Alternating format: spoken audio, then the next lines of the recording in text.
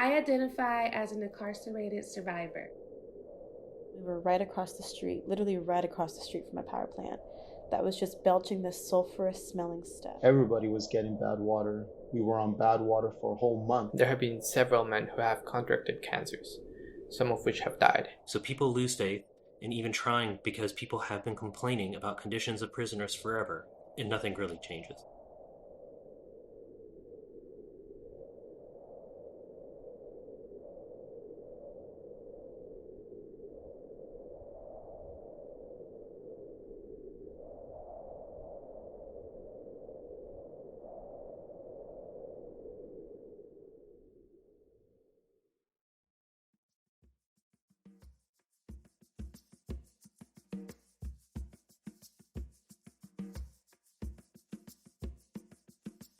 People don't think about prisons. I know I didn't. Even people who think about prisons don't think about them as an environmental hazard, an environmental injustice issue. I came across an article that was talking about a term called prison ecology that I hadn't heard about prior to then, talking about the intersection of prisons and environmental injustice.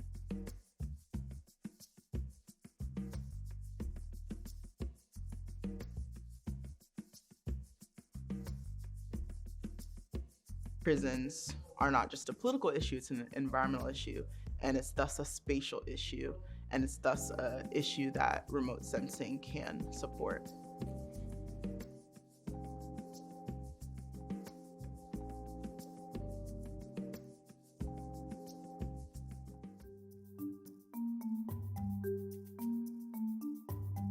I'm from suburbia outside of Dallas-Fort Worth area. It's a city called Keller, Texas. At least as of a few years ago, it was 1.6% Black. I look back and, just remember jokes like, oh, the lights are out, oh, where did Ufu go? Different things that I think as a child, developed a low self-esteem. My mom's a single parent, and she fostered a desire to learn. As early as 7th grade, I said I wanted to be an aerospace engineer. It was really her who encouraged me to apply. I had never thought about Stanford before. I ended up pursuing mechanical engineering.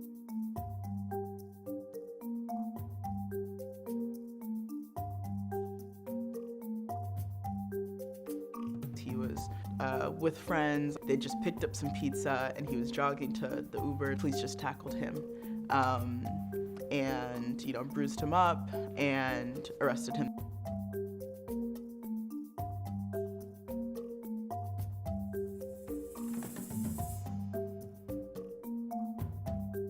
I looked at the mechanical engineers I saw around me and what they were doing, and I didn't want to work at Boeing or, Ford. Someone I had actually met the previous summer introduced me to Danielle.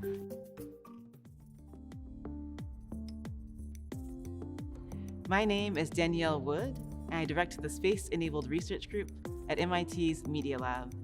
The mission statement of Space-Enabled is that we seek to advance justice in Earth's complex systems using designs enabled by space. Ufoma is really taking a strong leadership role in her current projects. It was her idea to apply the tools that our team uses on using satellite data to monitor the environment to the particular concerns of people living and experiencing incarceration. One finding that I've looked at is around flooding. Prisons are often left out of evacuation plans. We've seen cases of people just sitting in floodwater for days in very unsanitary conditions.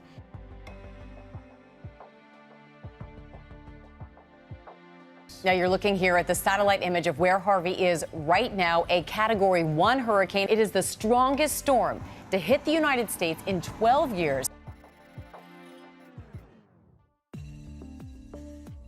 There were 4 prisons that were not evacuated. There was one in particular that people inside had documented really horrific conditions of the experience of flooding. The Texas Department of Criminal Justice denied these accounts. They actually went insofar to post on their Facebook, on their social media accounts, photos of the prison showing that it was dry, but then some of the family members and other people inside noticed that some of the staff in the photos are people who don't even work at that prison anymore. I essentially just wanted to use satellite data to see if I could show visible signs of flood inundation to counter this disinformation that the state was perpetuating. So this is a normal image of what you would see on a typical day when there isn't a hurricane.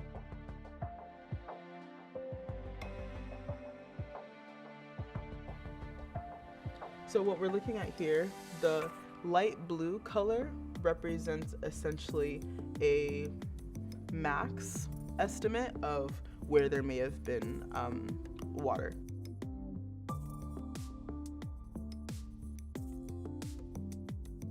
The hope is that information like this can be used in real time to combat disinformation, because that's such a big challenge in this context is the state, and when I say the state, I'm just referring to the government in general, constantly minimizing, hiding, lying about the conditions that people are living in.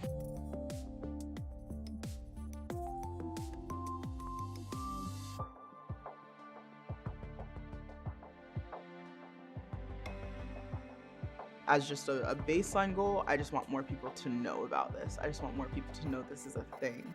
And I think satellite remote sensing can just support that documenting of injustice and more public awareness of this issue. As then a goal beyond that is I also want it to be a tool that can be used to rectify that injustice. I've definitely experienced feelings of marginalization in my department of aerospace engineering, where people have literally asked me, like, why are you doing this in this department? Like, oh, isn't that like a policy topic? Isn't that like a social science topic? Like, we do engineering. Having a Black advisor, in particular a Black woman, there's just been certain things I don't have to explain. The idea of, oh, let's use space technology for prisons. Like, most people look at me crazy when I say that. She didn't look at me crazy. I would not be able to do this work that I'm doing with probably almost anyone else.